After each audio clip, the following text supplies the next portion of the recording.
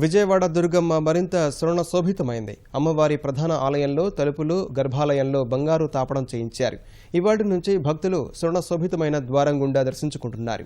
మరింత సమాచారం మా ప్రతినిధి చంద్రశేఖర్ అందిస్తారు.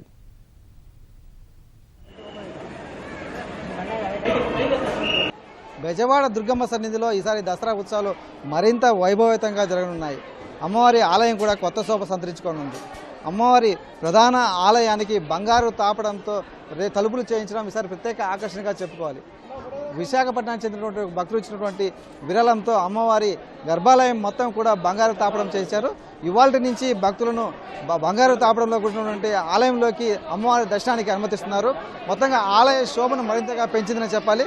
గతంలో అమ్మవారి ఆలయ గోపురం బంగారు తాపడం చేయించారు. ఇప్పుడు అమ్మవారి గర్భాలయము అలాగే అమ్మవారి ఆలయ తలుపులు ఇవన్నీ కూడా బంగారు తాపడంతో చేయించడంతో అమ్మవారి ఆలయం పూర్తిగా స్వర్ణ శోభితమైందని చెప్పాలి. ఇదంతా కూడా దసరా ఉత్సవాల సందర్భంగా దుర్గమ్మ ఆలయానికి వచ్చేటువంటి భక్తులకు ప్రత్యేక ఆకర్షణగా నిలవనుంది. అలాగే అమ్మవారికి ఈ దసరా ఉత్సవాల సందర్భంగా ప్రత్యేకంగా ఆభరణాలు తయారు చేశారు. 7 వారాల నగలతో పాటు అమ్మవారి వజ్ర కిరీటాలు, అలాగే ఇతర ఆభరణాలు, కంఠాభరణాలు ఇవన్నీ కూడా వివిధ రాష్ట్రంలో వివిధ ప్రాంతాలకు చెందినటువంటి భక్తుల సాయంతో కొత్త ఆభరణాలను చేయించారు. అవన్నీ కూడా ఈసారి దసరా ఉత్సవాల సందర్భంగా ప్రత్యేక ఆకర్షణగా నిలవన్నాయి.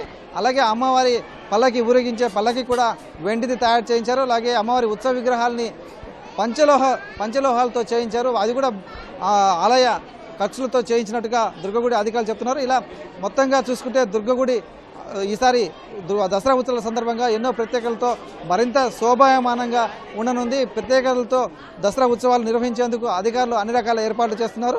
ఆలయంలో కూడా చాలా వరకు ఆకట్టుకునే విధంగా మార్పులు చేర్పులు చేసినట్టుగా దుర్గగుడి అధికారులు చెప్తున్నారు. కెమెరామెన్ నాగరాజ్తో పూర్ణ చంద్రశేఖర్, ఈటీవీ.